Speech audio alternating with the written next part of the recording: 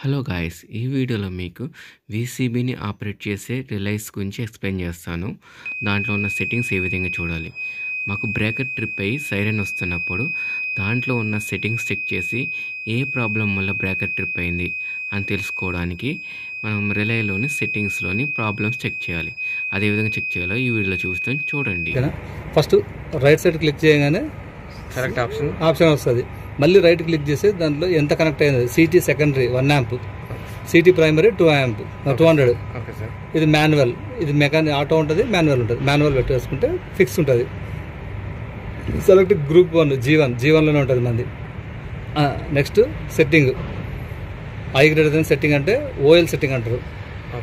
అది 45%లో ఉంది. 45% మీన్స్ 200లో 45 అంటే 90 amps. ఓకేనా. కర్వ్ ఇది డిలే టైం 0.03 milliseconds పెట్టాల్సింది 0.015 సెకండ్, చాలా తక్కువ పెట్టిన, అంటే ఇంకా క్విక్గా యాక్టివేటెడ్. దాని తర్వాత ఇది I అంటే 5 times పెట్టాలి దానికన్నా. ఇన్స్టెంట్ కరెంట్ తీసుకుంటుంది అని. ఇన్స్టెంట్ అంటే పీటీఆర్ ఎప్పుడైతే ఛార్జ్ అవుతుందో ఎంత కెపాసిటీ అంత కెపాసిటీ మిల్లీ సెకండ్స్లో తీసుకుంటుంది. దానికోసమే ఇది పెడతాం. ఇది G1 అంటే ఇది ఎనబుల్, ఇది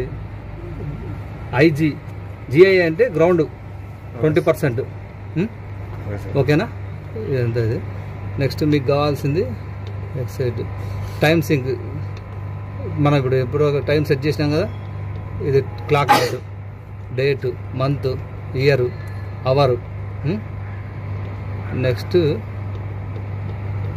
మీకు కావాల్సింది ఇది వచ్చేసి టెస్ట్ ఓపీ, అంటే రన్నింగ్లో ఉండి బ్రేకర్ పనిచేస్తుందా లేదా నేను ఆప్షన్లోకి వెళ్ళిపోయి కొట్టేస్తే ట్రిప్ అయిపోతుంది. ఇట్లా కొట్టేస్తే ట్రిప్ అయిపోతుంది. ఎస్ అని కింద బటన్ కొట్టేసిన అనుకో బ్రేకర్ ట్రిప్ అవుతుంది. సో మీకు ట్రిప్ చేయట్లేదు నేను. ఇది ఈవెంట్స్ లాగు, ఇది ఫాల్ట్ లాగ్స్ రైట్కి వెళ్ళిపోతే వస్తుంది. ఓకేనా. దీంట్లో ఎన్ని కావాలంటే అన్ని ఇట్లా పైకి అప్పు కొట్టుకుంటా పోతే ನೀವು ఎన్ని ఉన్నాయో ఎన్ని వస్తాయి. దీంట్లో యాక్చువల్గా కొత్త మోడల్ అయితే ఈయన 99 వరకు వస్తాయి. పాత మోడల్లో అయితేనేమో మీ దగ్గర లేవులే పాత మోడల్. ఇప్పుడు ఇంతే ఉన్నాయి. 2019 నుంచి ఉన్నాయి మీ దగ్గర.